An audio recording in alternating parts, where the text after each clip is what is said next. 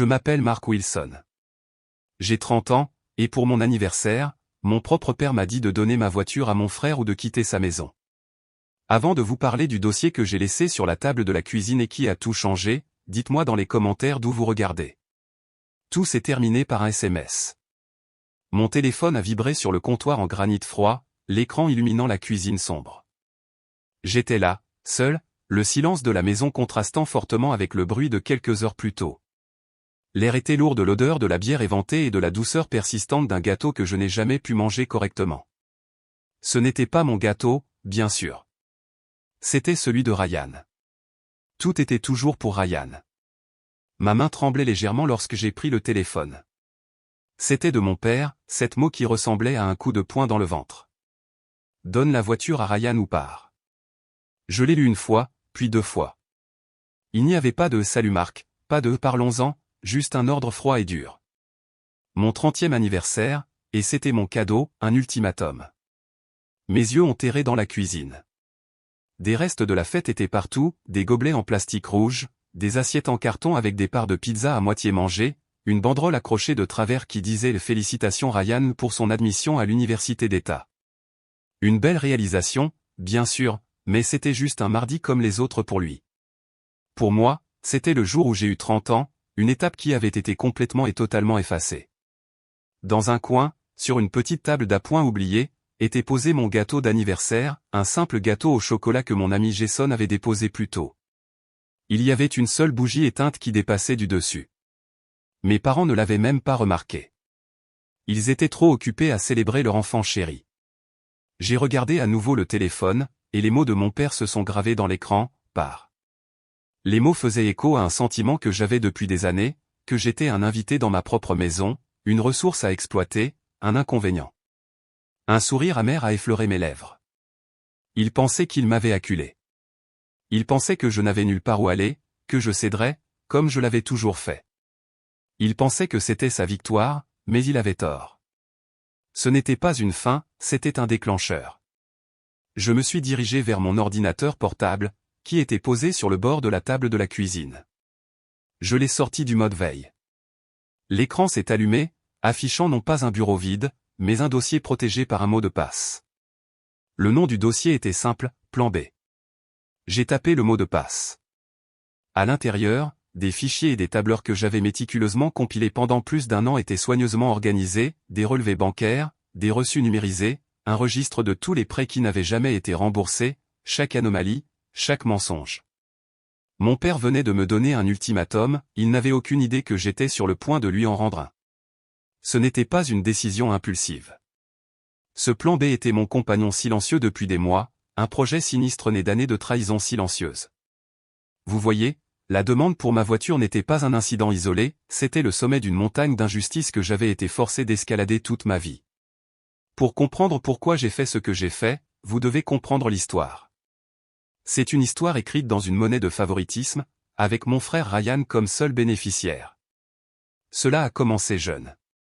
J'étais le responsable, le calme, celui qui avait de bonnes notes et ne causait jamais de problème. Ryan était le charismatique, l'athlète, celui qui pouvait se sortir de n'importe quel problème grâce à son charme. Mes parents considéraient ma stabilité comme acquise et ses frasques comme quelque chose qui nécessitait leur attention et leurs ressources constantes. Je me souviens de mon 16e anniversaire avec une clarté qui fait encore mal.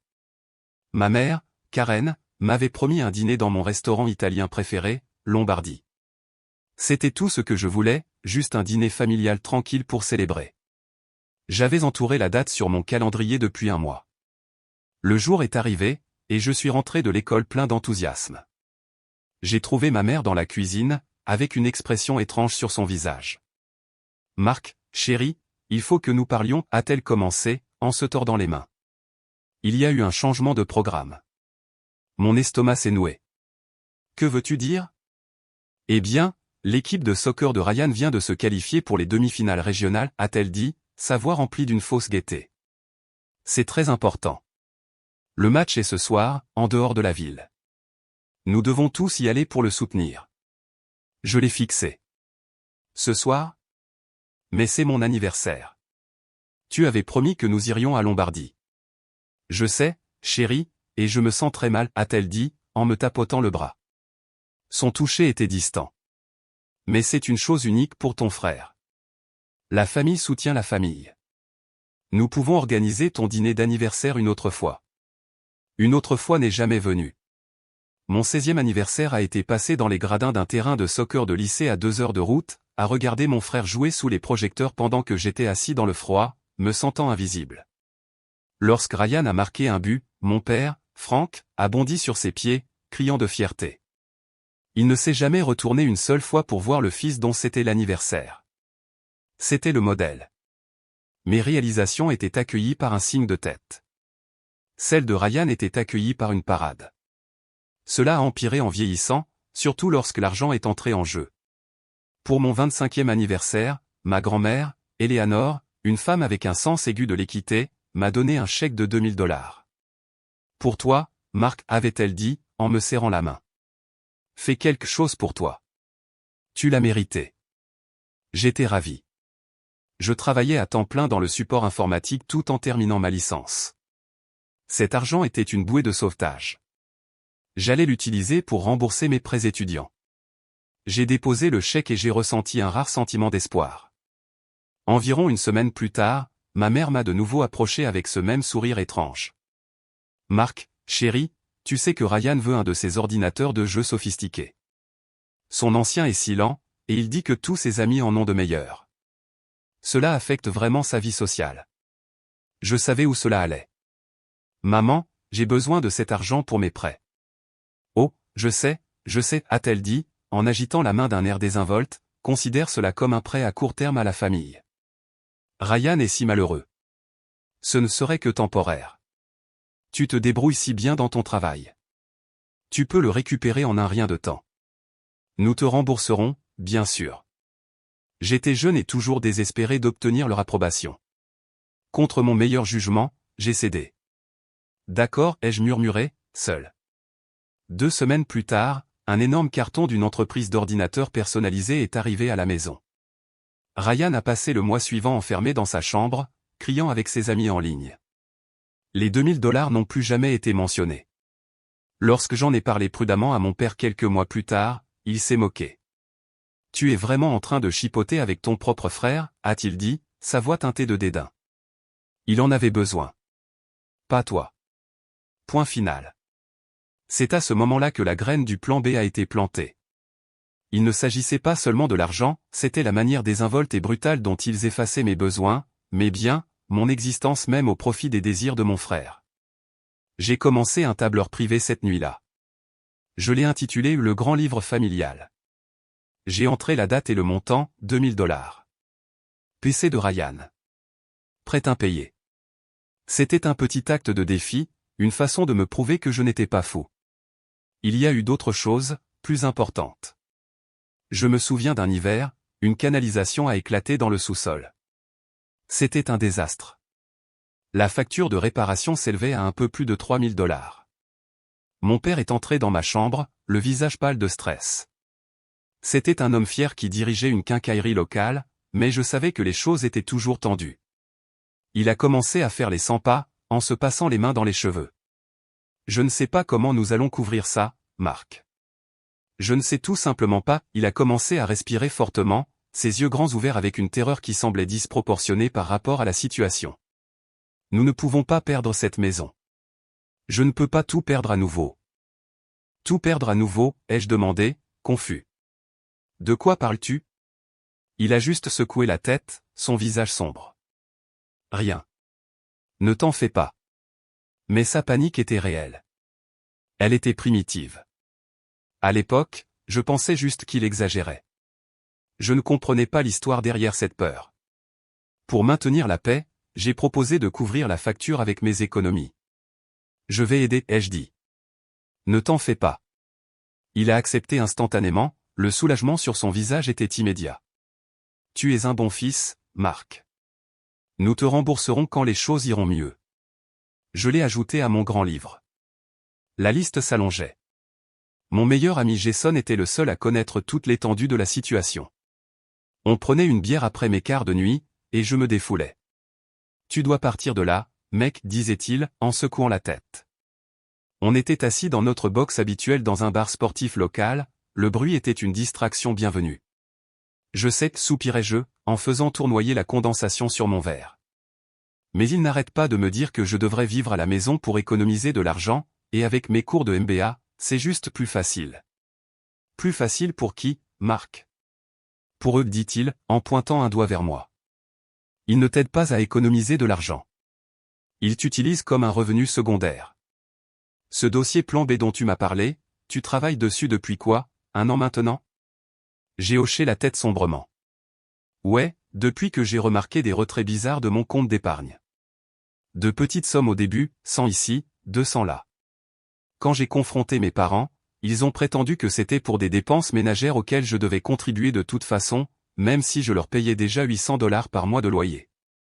Alors, quel est le but du jeu? Demanda Jason, son expression sérieuse. Tu ne peux pas juste continuer à ajouter à cette liste indéfiniment. Quand est-ce qu'il y en aura assez? J'ai baissé les yeux sur ma bière.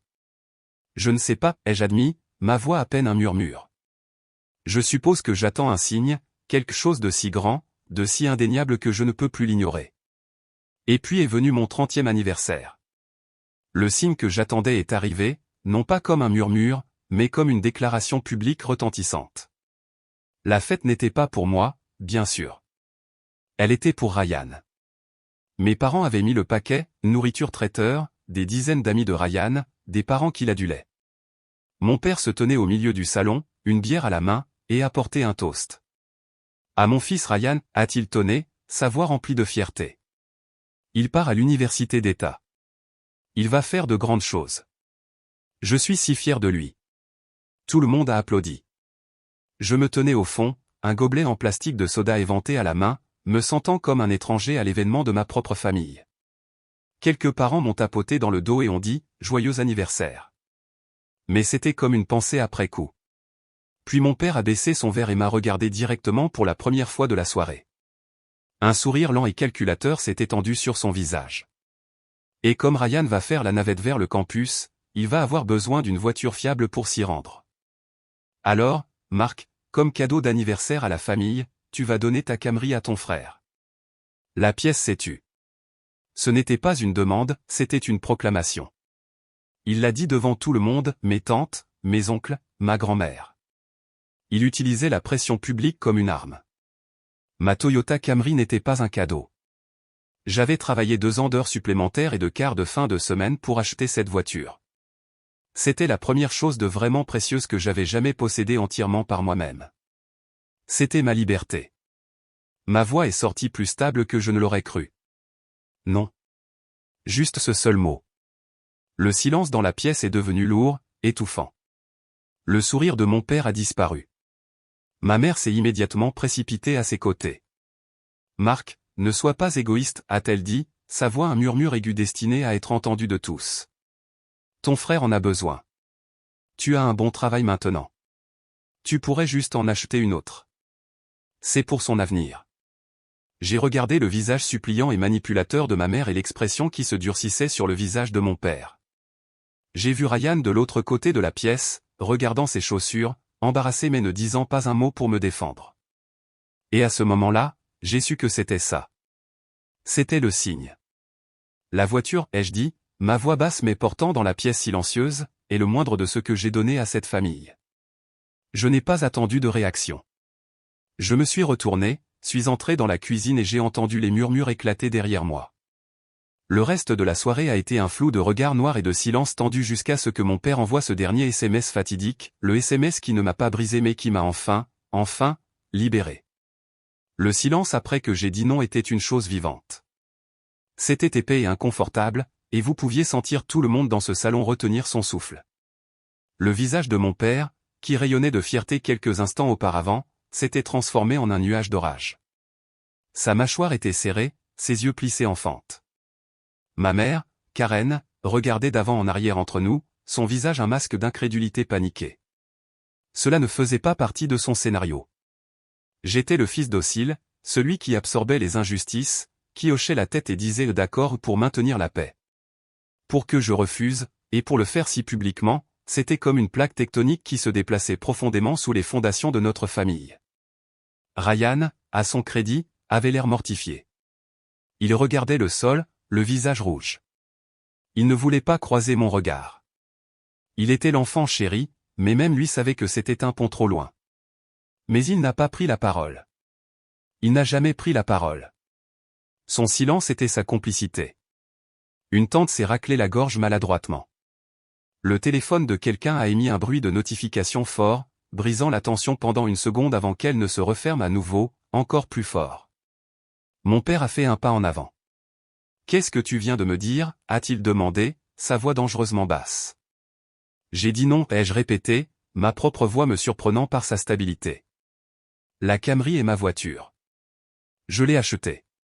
Ce n'est pas un bien familial à transmettre. J'ai ajouté, en le regardant droit dans les yeux. Et je pensais ce que je disais. La voiture n'est rien comparée à ce que j'ai déjà contribué. Cette dernière partie était pour lui. C'était un coup de semonce, un indice que je n'étais pas seulement têtu, j'avais une raison. J'ai vu un éclair de confusion dans ses yeux, rapidement remplacé par de la colère. Il n'était pas habitué à être contesté. Il ne savait pas comment gérer ça. Ma mère a essayé de lisser les choses, sa voix prenant ce ton faussement doux qu'elle utilisait pour gérer les dégâts. D'accord, ne faisons pas de scène. Nous pourrons en discuter plus tard en famille. Elle a essayé d'en rire, se tournant vers les invités. Les garçons seront des garçons, n'est-ce pas? Mais personne ne riait. La fête était effectivement terminée. Les gens ont commencé à présenter leurs excuses, à marmonner des adieux et à éviter le contact visuel avec moi ou mon père. Ils avaient été témoins de quelque chose de brut et d'inconfortable, une fissure dans la façade parfaite de la famille, et ils ne pouvaient pas s'enfuir assez vite. En 30 minutes, la maison était vide, à l'exception de nous quatre. Les restes de nourriture et les décorations festives semblaient soudainement moqueuses, comme des accessoires d'une pièce ratée. Dès que la voiture du dernier invité s'est éloignée, mon père s'est retourné contre moi, le visage violet de rage. « Pour qui tu te prends, bon sang » a-t-il crié, en pointant un doigt dans ma direction. « Tu m'as embarrassé, tu as embarrassé ta mère, tu as embarrassé ton frère. C'est toi qui m'as mis dans cette position, ai-je répliqué, ma propre colère remontant enfin à la surface. Tu as essayé de me faire honte publiquement pour que je renonce à ma voiture. Qu'est-ce que tu t'attendais à ce que je fasse? Me rouler par terre comme je le fais toujours? Oui, a-t-il rugi. C'est ce que fait une famille. Elle se sacrifie. Quelque chose dont tu ne sais manifestement rien. Sacrifice? J'ai ri, un rire amer et sans humour. Tu veux parler de sacrifice? Parlons de l'argent de mon 25e anniversaire. Parlons du nouveau toit. Parlons des dépenses ménagères supplémentaires qui ne cessent d'apparaître sur mon compte bancaire. Il a reculé comme si je l'avais giflé. Ma mère a haleté. C'était la première fois que je leur renvoyais les détails spécifiques à la figure. Ils étaient stupéfaits de silence. Tu as toujours été un enfant égoïste et ingrat, a finalement craché mon père, sa voix dégoulinant de venin. Tout ce que nous avons fait pour toi, et c'est la gratitude que nous recevons? Tout ce que vous avez fait pour moi, ai-je demandé, ma voix incrédule. Vous voulez dire me laisser vivre dans ma chambre d'enfant pendant que je vous paie un loyer et que je couvre vos urgences financières? C'est ce que vous avez fait pour moi. Nous étions dans une impasse. L'air crépitait de ressentiment non dit. Karen a commencé à pleurer, les douces larmes manipulatrices qu'elle utilisait toujours pour mettre fin à une dispute et me faire sentir coupable. Pourquoi tu nous fais ça, Marc? Sanglota-t-elle. Nous sommes ta famille. Est-ce que vous l'êtes, ai-je demandé calmement, car j'ai l'impression d'être votre banque. C'était ça. J'avais franchi une ligne. Il n'y avait plus de retour en arrière possible. Le visage de mon père est passé de la rage à la glace. Il s'est contenté de me regarder longuement, puis s'est retourné et est sorti de la pièce. Ma mère m'a lancé un regard de haine pure à travers ses larmes avant de le suivre en haut. Ryan avait déjà disparu dans sa chambre. J'ai été laissé seul dans l'épave de la fête. Le silence était plus lourd que jamais. Je suis resté là pendant ce qui m'a semblé une heure, le cœur battant dans ma poitrine. Une partie de moi ressentait une terrible appréhension. Que ai-je fait? Mais une autre partie, plus forte, ressentait une étrange et exaltante sensation de légèreté. J'avais enfin dit quelque chose. Je m'étais enfin défendu. C'est alors que mon téléphone a vibré avec le SMS, « Donne la voiture à Ryan ou part ». C'était son dernier geste lâche. Il ne pouvait plus me faire face, alors il s'est caché derrière un écran. Il pensait que ces mots m'écraseraient. Il pensait qu'il serait le coup de grâce qui me forcerait à me soumettre. J'ai regardé l'écran, et quelque chose à l'intérieur de moi s'est brisé, mais ce n'était pas mon esprit.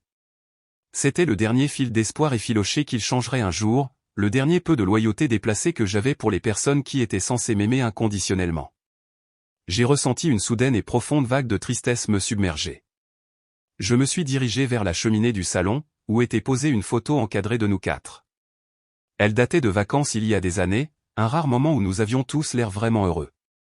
Je l'ai prise, mon pouce traçant le verre sur mon jeune visage souriant, un garçon qui croyait encore en sa famille, un garçon qui ne savait pas qu'il était élevé comme un outil, pas comme un fils. Pendant une seconde, j'ai pensé au chaos que j'étais sur le point de déclencher, à la finalité de celui-ci. Allais-je vraiment tout brûler? Une pointe de culpabilité, de vieilles habitudes, a tenté de me retenir. Peut-être devrais-je simplement leur donner la voiture. Ce n'est qu'une voiture. Cela faciliterait les choses. Puis j'ai pensé à mon 16e anniversaire, j'ai pensé aux $2000, j'ai pensé à la façon condescendante dont mon père me parlait. J'ai pensé aux années passées à me sentir moins bien, à mes réalisations minimisées et à ma valeur mesurée uniquement par ce que je pouvais fournir. La tristesse s'est transformée en détermination, une détermination froide, claire et libératrice. J'ai remis la photo sur la cheminée, face cachée. Mon premier appel a été pour Jason. Il a décroché à la deuxième sonnerie. « Eh, mec, quoi de neuf ?» Et ai-je dit, ma voix calme. « Je peux squatter sur ton canapé pendant un moment. » Il y a eu une pause à l'autre bout. Puis, c'est finalement arrivé, n'est-ce pas? Il n'avait même pas besoin que je m'explique. « Ouais, ai-je dit, un rire sans humour s'échappant de mes lèvres. C'est finalement arrivé. Ma porte est toujours ouverte, tu sais ça. Viens quand tu veux. Tu vas bien? Je le serai, ai-je dit, et pour la première fois, je l'ai vraiment cru. Je le serai. Mon deuxième appel a été plus difficile. J'ai fait défiler mes contacts jusqu'à ce que je trouve son nom, grand-mère Eleanor, la mère de mon père. C'est elle qui m'avait donné le chèque d'anniversaire. Elle était perspicace, pragmatique et elle ne tolérait pas les imbéciles, pas même son propre fils. Elle a décroché, sa voix chaleureuse.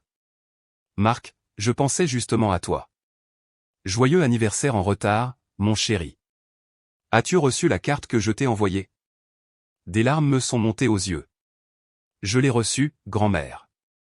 Merci. Tout va bien? Tu as l'air bizarre. J'ai pris une profonde inspiration, les mots jaillissant en rafale. Grand-mère, peux-tu juste me souhaiter un joyeux anniversaire? Personne à la maison ne s'en est souvenu, et papa vient de me dire de partir. Le silence à l'autre bout était lourd. J'ai pu entendre sa forte inspiration. Quand elle a repris la parole, sa voix avait perdu toute sa chaleur. C'était de l'acier. Il a fait quoi? Pourquoi? Il veut que je donne ma voiture à Ryan. J'ai dit non. Une autre pause. Marc, a-t-elle dit, sa voix ferme et claire, tu restes là pour l'instant. Ta tante Patricia et moi venons chez toi demain matin à la première heure. Nous devons avoir une conversation avec ton père. Tu n'es pas obligé de partir. J'ai commencé, mais elle m'a interrompu. Si, a-t-elle dit, nous le faisons. Cela dure depuis assez longtemps. Quand j'ai raccroché, la crainte avait disparu. Elle a été remplacée par autre chose, un sentiment d'objectif. Ma famille avait tracé une ligne dans le sable. Maintenant, c'était à mon tour de tracer la mienne. Et la mienne sera étayée par des reçus. Les heures qui ont suivi ont été les plus calmes et les plus concentrées que j'ai ressenties depuis des années. La tempête émotionnelle était passée, laissant derrière elle une clarté froide et tranchante. Il n'y avait plus de colère, plus de tristesse. Il n'y avait que la tâche à accomplir. Ma maison était silencieuse. Mes parents et mon frère étaient à l'étage, probablement en train de dormir, sûrs de leur victoire, que j'étais dans ma chambre, vaincu, en train de réfléchir à la façon de leur remettre les clés de ma voiture le matin. Ils n'avaient aucune idée que j'étais en bas, en train de démanteler systématiquement la vie que j'avais connue. Tout d'abord, j'ai fait mes valises. C'était étonnamment facile. Je suis allé dans ma chambre, me déplaçant avec une efficacité tranquille que je ne me connaissais pas. J'ai attrapé un sac de sport et un sac à dos. Je n'ai pas pris grand-chose, des vêtements, mon ordinateur portable professionnel, mes manuels de MBA, les choses qui étaient sans équivoque à moi. Je me suis arrêté à mon bureau, regardant la collection de choses que j'avais accumulées pendant 30 ans, de vieux albums de fin d'année, des talons de billets de concert, des photos avec des amis. J'ai tout balayé dans une boîte en carton. Je reviendrai les chercher plus tard quand je le pourrai. Ou peut-être pas. Peut-être qu'une rupture n'ait été plus propre. Puis je l'ai vue, la photo encadrée de ma famille, celle de la cheminée que j'avais placée face cachée. J'ai dû la porter dans ma chambre à un moment donné sans m'en rendre compte. Je l'ai prise, 4 visages souriants sous un ciel bleu et ensoleillé, un mensonge capturé sur film. J'ai hésité une fraction de seconde, une dernière pointe de quelque chose, un fantôme d'un souvenir de ce que j'aurais aimé que nous soyons. J'ai replacé la photo sur le bureau, la laissant derrière moi. Elle appartenait à cette maison. Elle appartenait à cette vie. Elle ne m'appartenait plus. Avec mes sacs emballés et attendant près de la porte, je suis passé à l'événement principal, le plan B. Je suis redescendu dans la cuisine, mon ordinateur portable étant ma seule arme. Le processus était une course tendue et silencieuse contre l'aube. Chaque craquement des planches du plancher en haut me faisait bondir le cœur dans la gorge. J'étais un voleur dans ma propre maison, reprenant mon histoire. J'ai ouvert le dossier plan B. Tout était là, organisé avec la précision de l'informaticien que j'étais. Je l'avais commencé il y a plus d'1 an, après avoir remarqué les premiers retraits suspects. Il était temps de finaliser le rapport. J'ai travaillé méthodiquement. J'ai ouvert des relevés bancaires que j'avais téléchargés pendant des mois, en utilisant un outil de surlignage pour marquer chaque transfert non autorisé vers le compte de mes parents.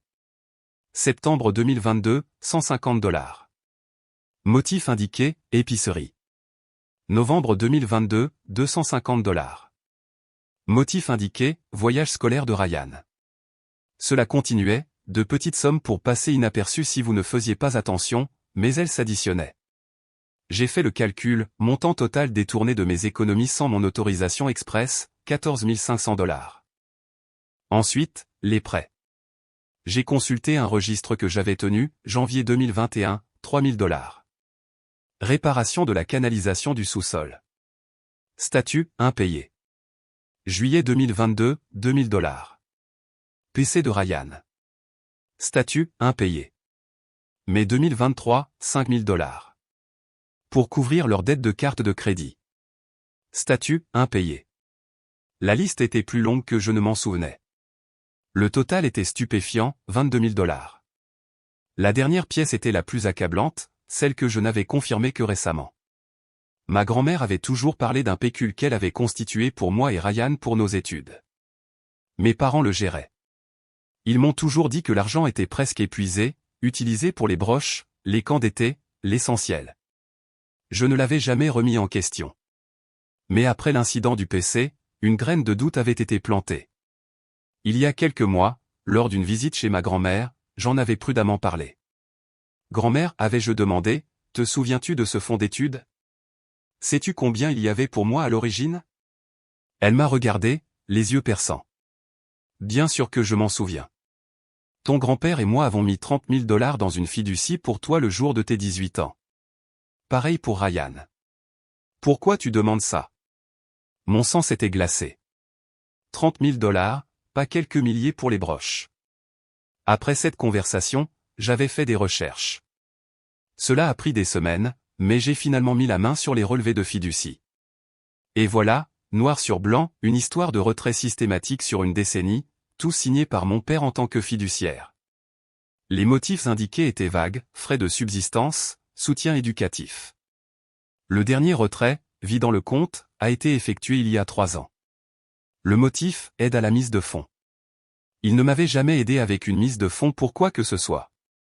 Ils l'avaient utilisé pour eux-mêmes. Ils avaient volé mon héritage. J'ai tout compilé dans un seul document récapitulatif, une page de couverture qui exposait les faits froids et durs avec une simplicité brutale. Résumé financier, contributions et pertes de Mark Wilson. Retrait non autorisé, $14 500. Prêts personnels impayés, $22 000. Détournement de fonds fiduciaires, $30 000. Total, $66 500. J'ai fixé le chiffre. $66 500. C'est ce que leur amour m'avait coûté. J'ai imprimé la feuille de résumé et chaque document justificatif. La pile de papier était épaisse. Elle était lourde. Elle ressemblait au poids de toute ma vie dans cette maison. Je l'ai mis dans un épais dossier manille. Sur une feuille de papier séparée, j'ai écrit une note simple et froide. Vous vouliez savoir ce qu'est le sacrifice? Le voici. C'est ma dernière contribution à cette famille. J'ai glissé la note à l'intérieur du dossier. Ensuite, j'ai copié le document de synthèse sur une clé USB, une sauvegarde pour ma sauvegarde. Enfin, j'ai ouvert mon email, joint le document de synthèse et l'ai adressé à ma tante Patricia. J'ai écrit un objet simple, s'il te plaît, demande à papa à ce sujet. Je n'ai rien écrit dans le corps du message, je l'ai enregistré comme brouillon. Je l'enverrai dès que je serai sorti. Mon travail était terminé. Les premières lueurs de l'aube pointaient à l'extérieur. J'ai pris mon sac de sport, mon sac à dos et le dossier. J'ai marché tranquillement jusqu'à la cuisine. J'ai placé le dossier bien au centre de la table de la cuisine, là où personne ne pouvait le manquer.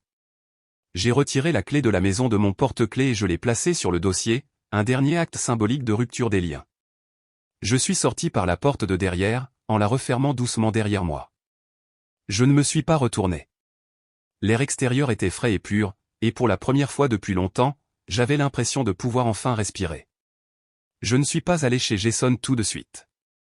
Au lieu de cela, j'ai conduit jusqu'à un petit restaurant ouvert 24 heures sur 24 dans quelques villes plus loin, un endroit où personne ne me connaissait. J'avais besoin d'un moment pour décompresser, pour laisser la réalité de ce que je venais de faire s'imprégner. Assis dans une cabine en vinyle usé, sirotant une tasse de café noir, j'ai sorti mon téléphone et appuyé sur envoyer pour le brouillon d'email à ma tante Patricia. Le sort en était jeté, la mèche était allumée.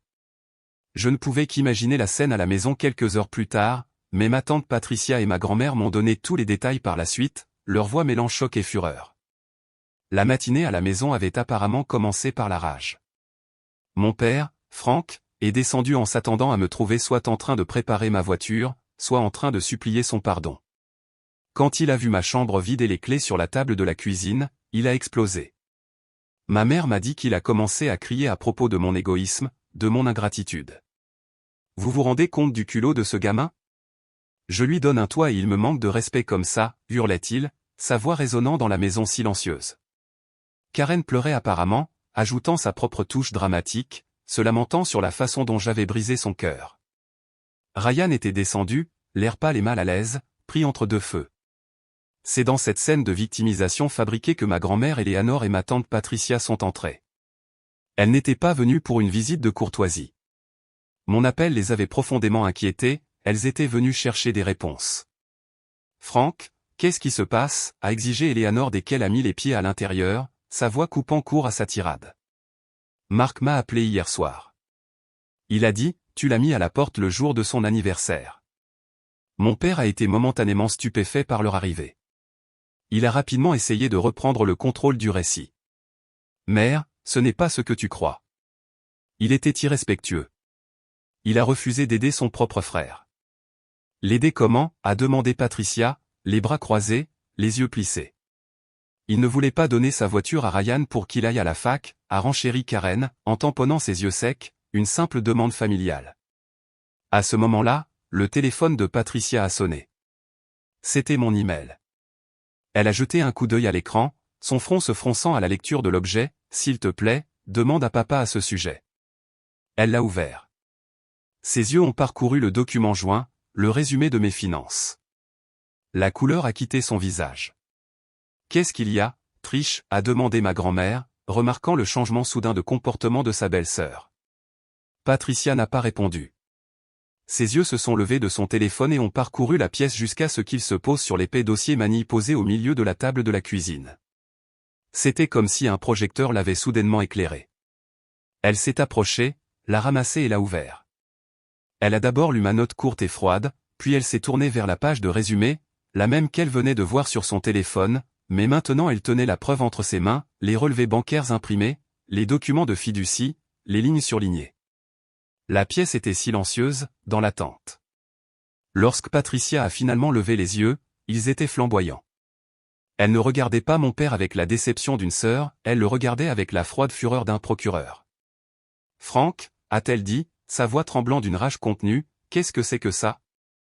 Elle a soulevé le dossier. De quoi tu parles, a-t-il tonné, essayant de paraître dédaigneux. Ce ne sont que des absurdités de Marc, qui essaie de se faire passer pour une victime. Des absurdités, la voix de Patricia s'est élevée. N'ose pas appeler ça des absurdités. Elle a sorti la feuille de résumé. Parlons de ces absurdités, si tu veux bien.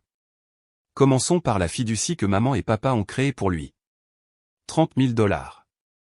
Il est écrit ici que le compte a été vidé il y a 3 ans. La raison du retrait final était aide à la compte. C'est drôle, je ne me souviens pas que Marc ait jamais acheté de maison, mais je me souviens que toi et Karen avez refait toute votre cuisine il y a 3 ans. Ma mère a haleté. Le visage de mon père est devenu blanc. Maintenant, c'était un malentendu avec la banque, a-t-il balbutié. Oh, c'était le cas, a poursuivi Patricia, sa voix dégoulinant de sarcasme alors qu'elle passait à la section suivante. Et je suppose que les 22 000 $ de prêts impayés sont aussi un malentendu? Les 3 000 pour la nouvelle toiture, les 5 000 pour rembourser ta facture Visa, tous des malentendus?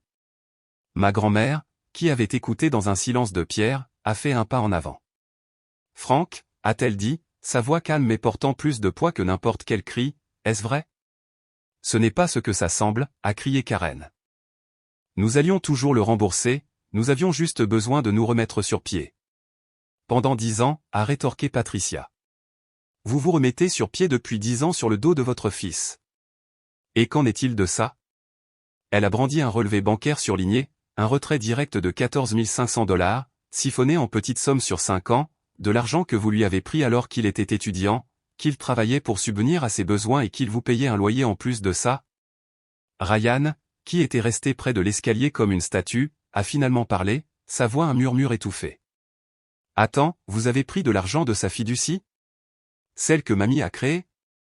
Il a regardé mes parents, son jeune visage une toile d'horreur et de trahison naissante.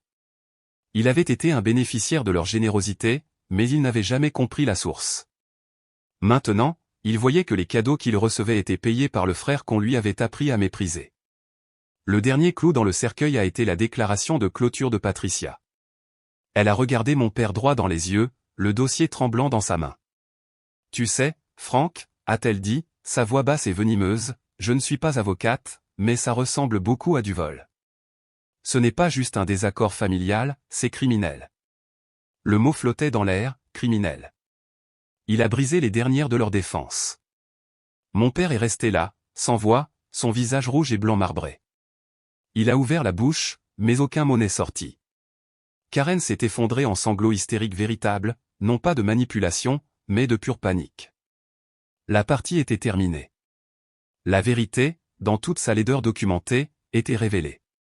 Ils n'avaient pas seulement été exposés à leur famille, ils avaient été exposés pour ce qu'ils étaient. Et à ce moment-là, assis dans un restaurant à des kilomètres de là, j'ai senti un poids que je ne savais même pas que je portais s'envoler de mes épaules. Il ne s'agissait pas de l'argent, il s'agissait de la vérité, et la vérité m'avait enfin, de manière explosive, libéré. L'explosion dans la cuisine n'était que le début. Les retombées ont été rapides et brutales, et elles ont remodelé le paysage de ma famille à jamais. Selon ma tante, après qu'elle ait lâché le mot criminel, la dynamique dans la pièce a changé de manière irréversible. Ma grand-mère Éléanore s'est avancée et est devenue le juge. Elle s'est approchée de mon père, ses mouvements lents et délibérés. Elle n'a pas crié, elle n'avait pas besoin de le faire. Sa déception était une force physique dans la pièce. Je t'ai donné cet argent pour l'avenir de ton fils, Franck, a-t-elle dit, sa voix calme et remplie d'une tristesse qui était en quelque sorte plus terrifiante que la colère, pas pour la rénovation de ta cuisine. Tu n'as pas seulement volé Marc, tu as volé la mémoire de ton propre père. Tu m'as déçu d'une manière que je n'aurais jamais cru possible. Mon père, un homme qui s'était frayé un chemin dans la vie en bluffant et en intimidant, s'est simplement effondré. Il s'est enfoncé dans une chaise de cuisine, la tête dans les mains, incapable de croiser le regard de sa propre mère. Karen n'arrêtait pas de sangloter, répétant « Nous essayons de donner une belle vie à Ryan, encore et encore, comme si cela excusait tout. » Ce fut la goutte d'eau pour Ryan. Il avait écouté, son visage devenant de plus en plus pâle à chaque révélation. Il a regardé sa mère en pleurs, son père vaincu, puis le dossier dans les mains de Patricia. La réalité de sa vie, construite sur l'exploitation systématique de son frère, s'est abattue sur lui. « Vous avez fait ça pour moi ?» a-t-il demandé, sa voix tremblant. « Vous avez volé mon frère ? Pour moi ? Pour que je puisse avoir un nouvel ordinateur ? Pour que je puisse aller à des fêtes ? Pensiez-vous que je voudrais quoi que ce soit si j'avais su que c'était le prix à payer ?» Karen a levé les yeux vers lui, son visage implorant. « Ryan, mon bébé, nous voulions juste que tu sois heureux. » « Heureux ?» a-t-il raillé, un son amer et brisé. « Vous m'avez fait faire partie de ça. Vous avez fait de moi un voleur. » Il s'est éloigné d'eux, secouant la tête comme pour se débarrasser de sa propre peau. « Je ne peux même pas vous regarder pour le moment. » Il s'est retourné et a couru dans les escaliers. Une minute plus tard, ils ont entendu la porte de sa chambre claquer. L'enfant chéri avait abdiqué son trône. Tante Patricia et grand-mère Eleanor sont parties peu après. Il n'y avait plus rien à dire. Elles avaient rendu leur verdict, la sentence me revenait. J'ai reçu l'appel de mon père environ 1 heure plus tard. J'étais toujours au restaurant. J'ai vu son nom clignoter sur l'écran, et mon cœur a battu la chamade dans ma poitrine. Je l'ai laissé sonner 2 fois, j'ai pris une profonde inspiration et j'ai répondu. « Allô ? Marc ?» Sa voix était dépouillée de toute son autorité habituelle. « Tu dois rentrer à la maison. Nous devons parler de ça. » « Il n'y a rien à dire, » ai-je dit, ma voix froide et uniforme. « Tout est dans le dossier. » Ce n'est pas toute l'histoire, a-t-il balbutié. « Tu déformes les choses. » « Est-ce que je le fais ?» ai-je demandé. « Les relevés bancaires sont-ils déformés ? Le compte de fiducie vide est-il déformé ? Ai-je imaginé les 66 500 $? Il y a eu un silence à l'autre bout du fil. J'ai entendu la voix de ma mère en arrière-plan lui dire quoi dire. Il est revenu à la ligne, sa voix retrouvant un peu de son ancienne arrogance. « Tu nous dois des excuses pour avoir étalé notre linge sale, pour avoir monté ta tante et ta grand-mère contre nous. » J'ai presque ri. L'audace était à couper le souffle. Après tout, ils se voyaient encore comme les victimes. Ils pensaient encore que c'était moi qui avais tort. Et à ce moment-là, j'ai su avec une certitude absolue que j'avais pris la bonne décision. Il n'y avait aucun remords, il n'y aura aucun changement. « Écoute-moi très attentivement, » ai-je dit, ma voix basse et régulière, chaque mot choisi avec précision. La seule raison pour laquelle je ne porte pas plainte pour le moment, c'est que je ne veux pas passer les 5 prochaines années de ma vie à m'occuper d'avocats et à voir mes propres parents au tribunal. Mon silence est mon dernier cadeau pour vous. Il a commencé à m'interrompre, mais je lui ai coupé la parole. Mais ce silence a une condition, vous ne m'appellerez pas, vous ne m'enverrez pas de SMS, vous ne me contacterez d'aucune manière. En ce qui me concerne, notre relation est terminée tant que vous n'aurez pas reconnu ce que vous avez fait et remboursé chaque centime que vous m'avez volé, mais nous savons tous les deux que cela n'arrivera jamais, n'est-ce pas? Plus de silence. Alors, c'est un adieu, ai-je dit, et avant qu'il ne puisse répondre, avant que ma mère ne puisse saisir le téléphone et tenter sa manipulation larmoyante une dernière fois, j'ai raccroché. J'ai bloqué son numéro, j'ai bloqué le numéro de ma mère. Je me suis rassise dans la cabine, les mains toujours sur le téléphone. Tout mon corps tremblait, mais pas de peur ou de tristesse, c'était le contre-coup de la libération. Je l'avais fait. J'avais fixé la limite, j'avais repris mon pouvoir. Quelques heures plus tard, j'ai reçu un SMS d'un numéro que je ne reconnaissais pas. C'est Ryan. Je suis tellement désolé. Je n'avais aucune idée de ce qu'ils ont fait de mal.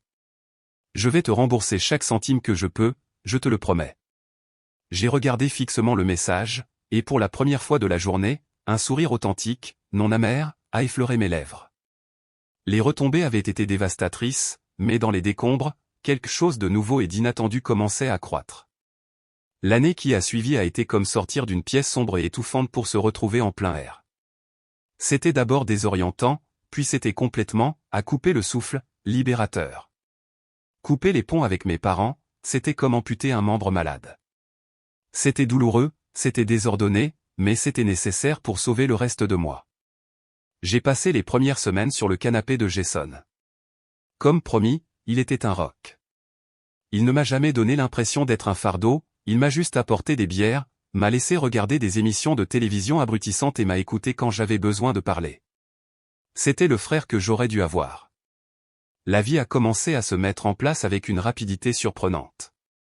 Il s'est avéré qu'être libéré du stress constant et du fardeau financier de ma vie de famille avait un effet remarquable sur mes performances professionnelles. J'étais plus concentré, plus créatif, plus proactif. Mon patron, Michael, un homme vif et observateur dans la cinquantaine, m'a convoqué dans son bureau environ un mois après mon départ de la maison.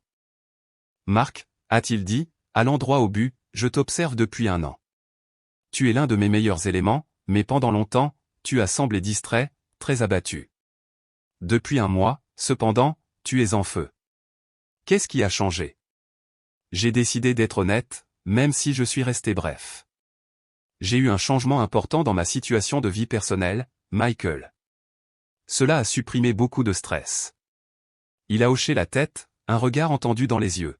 « Eh bien, quoi que ce soit, ça marche. Je suis en train de créer un nouveau poste de chef de projet senior pour l'équipe d'intégration du cloud. C'est un grand pas en avant, plus de responsabilités, une meilleure rémunération, beaucoup mieux. Je veux que tu le prennes. » J'étais abasourdi. C'était le genre de promotion dont je rêvais, le genre d'opportunité qu'on n'aurait jamais pensé pouvoir saisir parce que j'étais toujours lié aux besoins de ma famille. Oui, ai-je dit, un immense sourire se dessinant sur mon visage. Absolument oui. Merci, Michael.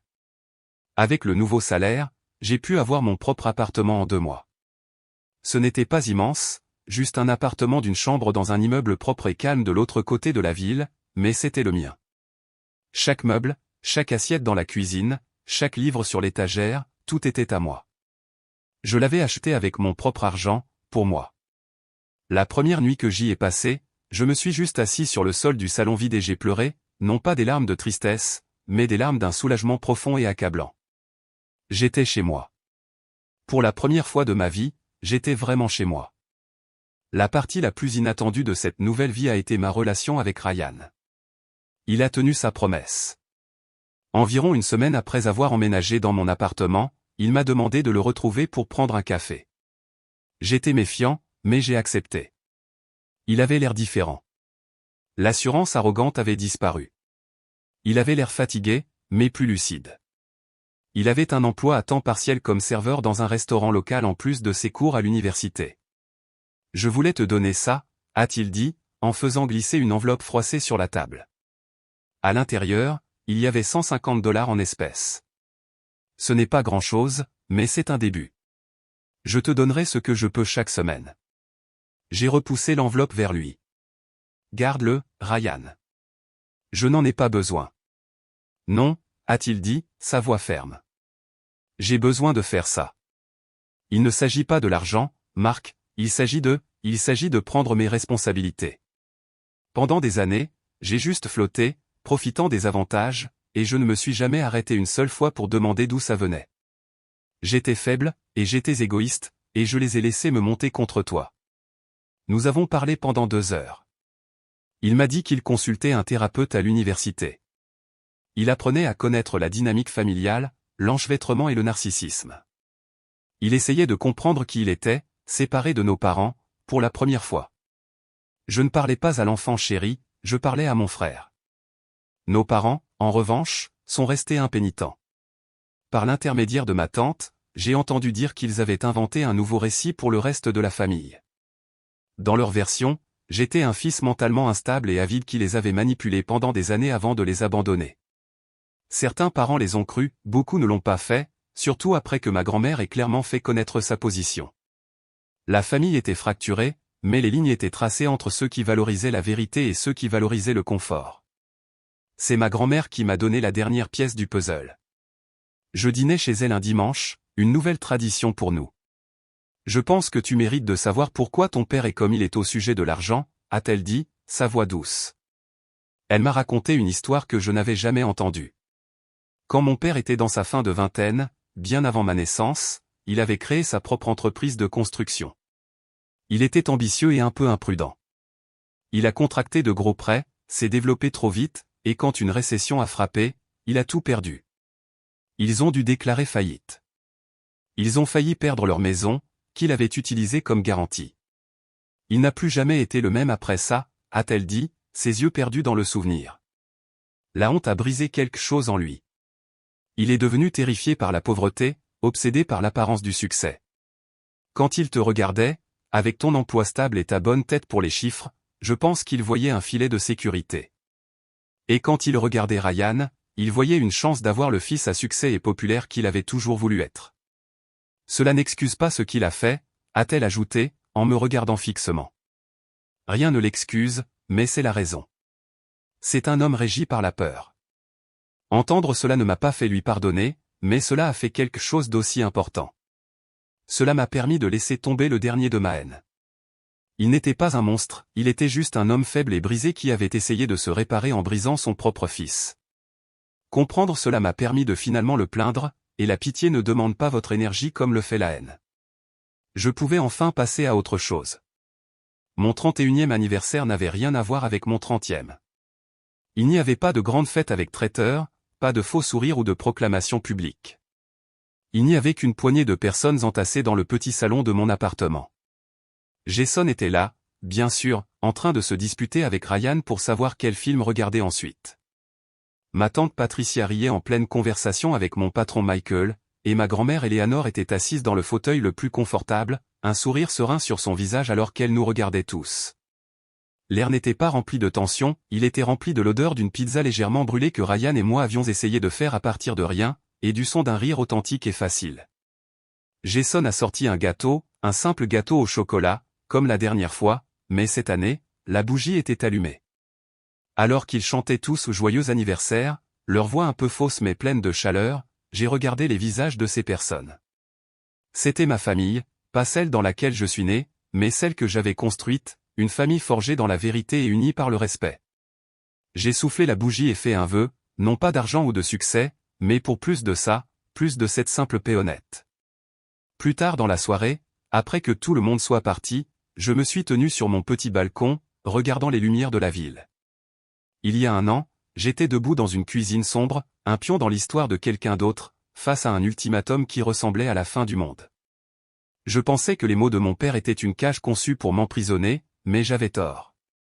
Cet ultimatum n'était pas une cage, c'était une clé de voûte, la pièce centrale d'une arche en ruine sous laquelle je vivais depuis toujours, et quand ils ont essayé de l'utiliser pour m'écraser, ils l'ont simplement fait sortir de sa place et toute la structure pourrie s'est effondrée et j'ai pu simplement m'éloigner des décombres libres. Ils ont pris mon argent, ils ont pris ma confiance, ils ont pris des années de ma vie, mais à la fin, ils m'ont donné la seule chose que je n'aurais jamais pu trouver par moi-même, la permission de partir. Leur dernier acte cruel a été ironiquement le plus grand cadeau qu'ils m'aient jamais fait. Ce n'était pas la fin, c'était le début de tout. Merci d'avoir écouté mon histoire. J'espère qu'elle vous a touché d'une manière ou d'une autre. Avez-vous déjà été confronté à une situation où vous avez dû faire un choix impossible pour trouver votre propre paix? Partagez votre histoire dans les commentaires ci-dessous, et n'oubliez pas d'aimer et de vous abonner pour ne pas manquer la suite.